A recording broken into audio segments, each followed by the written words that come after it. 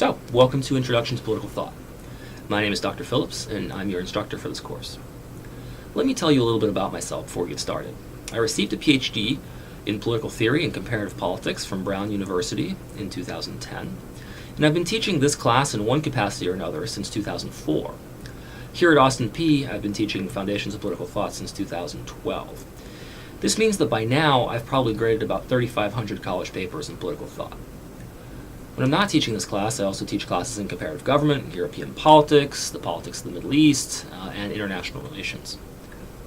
Now, loosely speaking, this is a class on the history of ideas. We're going to be looking at some important classical thinkers, thinkers which our modern-day politicians and even voters get a lot of their ideas from, even if they don't always know it. In a way, you're not just going to be learning about the ideas of long-dead white men, though you're going to be doing plenty of that. But you're also going to be better understanding your own political ideals in the process. Now, for this reason, the class is divided into 5 major themes. In the first part of the class, we're going to go over some basics about moral and ethical theory. We're going to answer questions like, what's the point of political theory? What counts as a good or a bad argument? When and how do facts about human psychology or behavior actually matter? In the second part of the class, we're going to be tackling the question of political authority. What, if anything, gives you a duty to obey the law? And what, if anything, gives government the right to tell you what to do, but not always what to think or say? And the next 3 parts of the class examine what governments should do with whatever authority they happen to possess. Part 3 examines 2 prominent views about how governments should wield their powers. Now, these are views that have fallen somewhat out of favor, but they continue to exercise some influence. These views are that government should cultivate and improve the moral character of its citizens, and that governments should try and make their citizens happy. Part 4 examines what we might call the modern answers to what governments should do: protect freedom and promote equality. These are, loosely speaking, the values of the French and the American revolutions. A lot of the political thinking of the past 300 years or so has been on the question of how citizens can live together as both free and equal. Finally, Part 5 tackles the question of distributive justice. A large part of what governments do these days is acquire and shuffle around resources from one person to the next. Even when they aren't directly taking resources out of the private sector, they can manipulate the rules of the marketplace so as to make it easier or harder for some people to make money, or make it easier or harder for some businesses to produce particular goods and services. Now the question is, what, if anything, justifies this kind of government behavior? Other than getting a taste of important ideas that drive our political discourse, another major goal of this class is to help you guys become better argumentative writers and critical thinkers. You're going to have 5 essays in this class to develop your own ideas and perspectives on topics that I've assigned. The task of these essays is not to summarize what the author said or do research about what other authors have said. The task is to think through your ideas, and to think through concepts or important political concepts on your own, and then critically assess the viewpoints that you have encountered. At the end of the day, what I'm hoping for this course is that you develop a kind of vocabulary or language to talk about common political problems. Courses very similar to this one are taught all over the country and all over the world.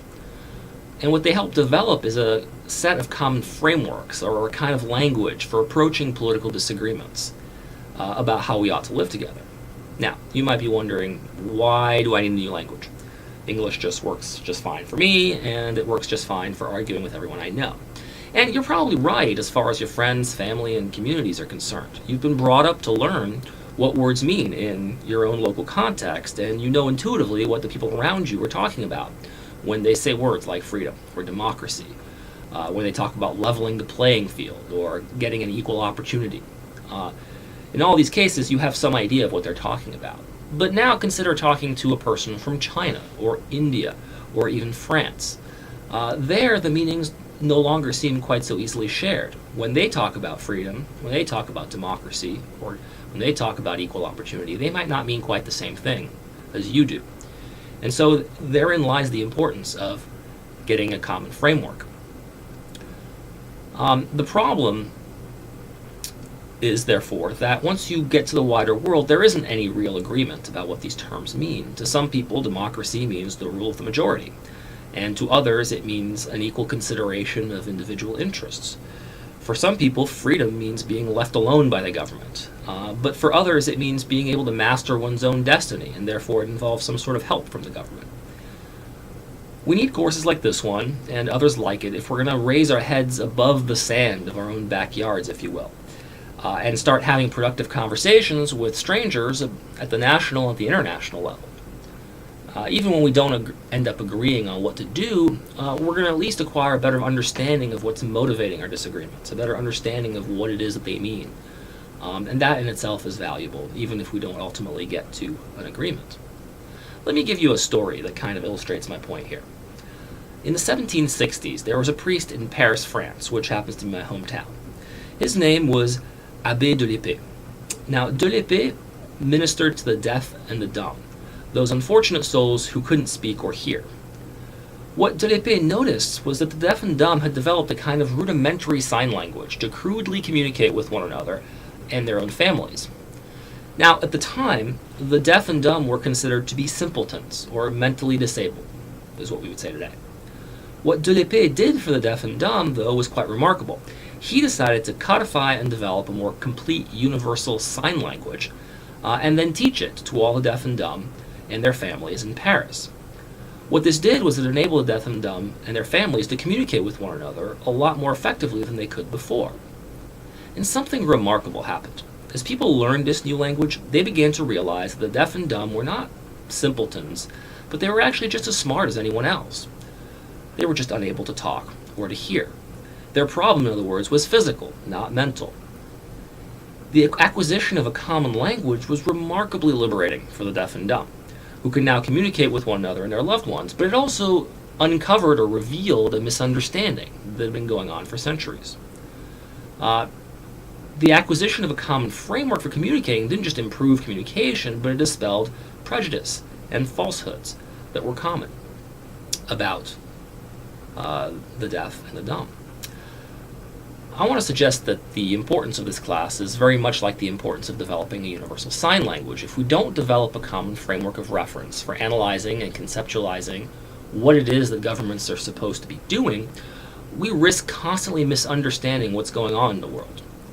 And even worse, if we don't learn this language, educated people all over the world might start seeing us like the deaf and dumb in Paris, political simpletons, rather than people whose opinions matters and whose interests ought to be taken into account. Now, I've put together a course program on D2L to help you work your way through this class. The course is divided into 8 weeks, and each week you will have quizzes and essays due. Check your syllabus and course calendar in D2L for all the relevant due dates. Quizzes you can take at any time during a given week. I've assigned a syllabus where you see a course framework which is about 3 units per week, so it looks like a Monday, Wednesday, Friday course on ground. But you don't have to look at the materials Monday, Wednesday, and Friday. You could just reserve Friday for all the materials, or you could reserve a Monday for all the materials and get it out of the way early. The quizzes can be taken at any time during a given week, and so in that sense, within each week, your course of study is pretty flexible. Now, these quizzes consist of about 5 or 6 questions, and they're completely open book or open note. My only restriction is that all the quizzes have to be completed in your own words. So what you can't do is copy and paste material from anywhere, including the course materials, so slides or things that you find online. If you do that, I will give you a 0 for the quiz, and I do reserve the right to refer you to the Dean of Students. The idea here is not just to copy or parrot what I say, but to start thinking for yourselves about what things mean. The essays, unlike the quizzes, do have firm due deadlines, and please check your calendar for all those deadlines. The guidelines for how I grade your essays are in the content section, and I've also included some helpful tips about how to write an argumentative essay. That said, if anything's unclear, please do not hesitate to ask questions. When you have questions for me, you should email me at my Austin P email address, which is in the syllabus, not my D2L email address, which I very rarely check. In addition to quizzes and essays, each week you're also going to have the opportunity to discuss a question in the discussion sections. Now, discussion sections are entirely optional. I realize that a lot of people find discussion sections to be difficult or not terribly helpful. Discussion section is optional, but it does give you the opportunity to earn up to an extra 10% of extra credit. So if you do the discussion sections regularly, you can get up to 10% extra credit in the class. And that, is the difference between a B and an A, or a C and a B, or in some cases failing and passing. And so that 10% could be quite valuable. But each discussion question closes at the end of the week, so you can't just wait until you realize you're doing poorly in the class and then start doing the discussion questions. You have to sort of decide to commit to it early.